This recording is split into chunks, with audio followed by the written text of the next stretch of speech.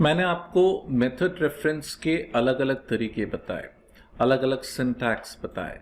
अगर static method है तो हम क्या लिखते हैं, क्लास का नाम कोलन कोलन मेथड का नाम।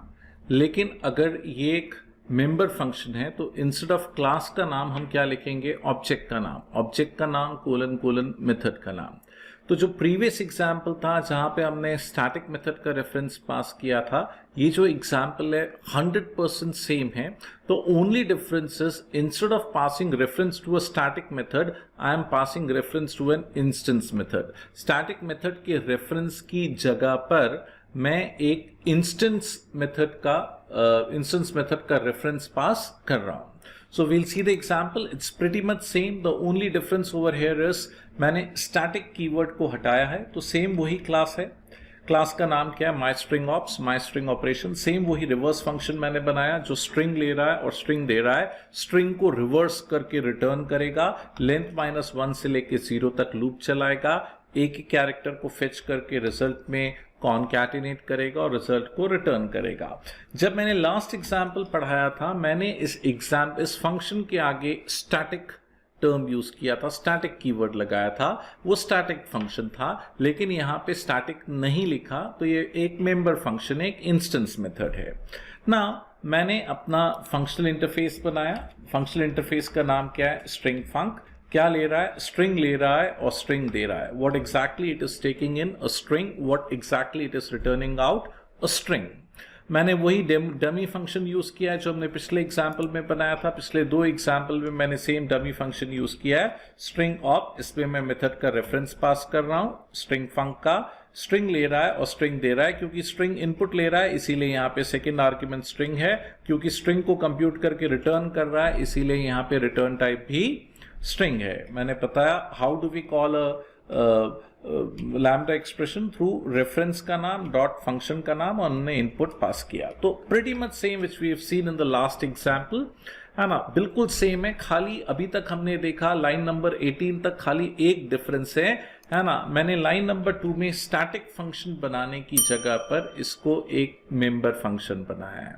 फिर से रिपीट करूंगा, स्टैटिक फंक्शन बनाने की जगह मैंने इसको क्या बनाया है, मेंबर फंक्शन।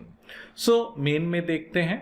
मेन में मैंने इनपुट स्ट्रिंग ली, lambdas at power to java। This is my input string. क्या है, lambdas at power to java, है ना। आउटपुट स्ट्रिंग अभी खाली है।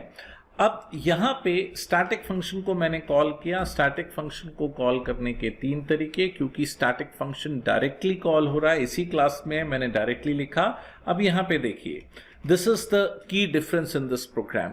पिछले एग्जाम्पल में यहां पे हमने क्या लिखा था, क्लास का नाम कोलन कोलन फंक्शन का नाम, क्लास का नाम कोलन कोलन फंक्शन का नाम। यहां क्लास का नाम कोलन कोलन फंक्शन के नाम की जगह पे मैंने क्या लिखा, ऑब्जेक्ट का नाम कोलन कोलन फंक्शन का नाम, है ना। जिस क्लास के फंक्शन को मेरे को कॉल करना है उस क्लास का नाम है MyStringOps और फंक्शन का नाम क्या है, strReverse। तो पहले मैंने क्या किया, MyStringOps का ऑब्जेक्ट बनाया। पहले मैंने क्या किया, MyStringOps का ऑब्जेक्ट बनाया। ऑब्जेक्ट का नाम है strOps। क्या नाम है, strOps, और फंक्शन का नाम है strReverse। तो मैंने क्या लिखा, strOps कोलन कोलन strReverse। तो ये इनपुट स्ट्रिंग के साथ ये वाली कोडिंग एग्जीक्यूट करेगा। क्या हम कोडिंग लिख सकते हैं? हाँ भाई लिखो।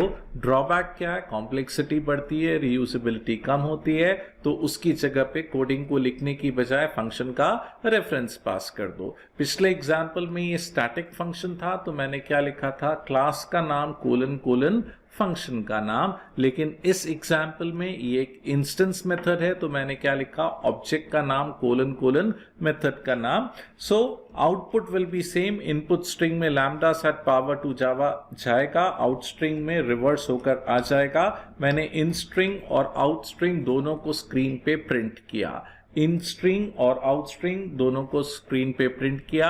आउटपुट भी देखिए, इट्स प्रिटी मच सेम जो पिछले एग्जाम्पल में आउटपुट था। इस एग्जाम्पल में डिफरेंस क्या है, यहाँ पे आपको 2 लाइन का डिफरेंस मिलेगा, है ना। ये 2 लाइन का डिफरेंस मिलेगा।